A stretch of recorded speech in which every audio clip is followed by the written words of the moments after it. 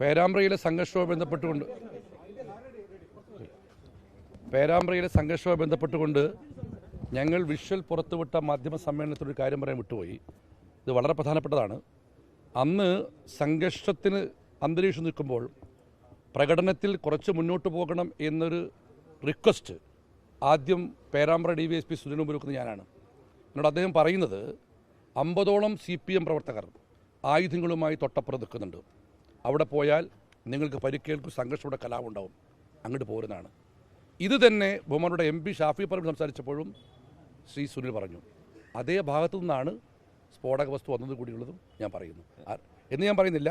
അതേ ഭാഗത്തു നിന്നാണ് DYSP ചൂണ്ടിക്കാണിച്ച പോലീസ് നിൽക്കുന്ന CPMകാർ ആയുധങ്ങളുമായി നിൽക്കുന്നു പറഞ്ഞ ഭാഗത്ത്, പോലീസ് എന്ന ഭാഗത്തു നിന്നാണ് ഈ സ്ഫോടക വസ്തു വന്നത്.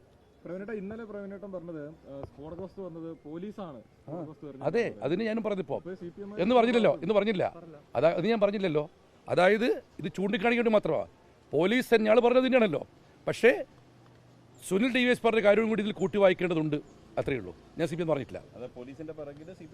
അതായത് പോലീസ് CPMകാർ ആയുധങ്ങളുമായി അപ്പുറം നിൽക്കണമെന്ന് എന്നോടും MP യോടും സുനിൽ DYSP പറഞ്ഞ കാര്യം കൂടി കൂട്ടി വായിക്കണമെന്ന് മാത്രം. നിങ്ങളുടെ പ്രവർത്തകർ നിന്ന സ്ഥലത്ത് അങ്ങനെ ഒരു നുഴഞ്ഞുകയറാൻ സാധ്യതയുണ്ടോ?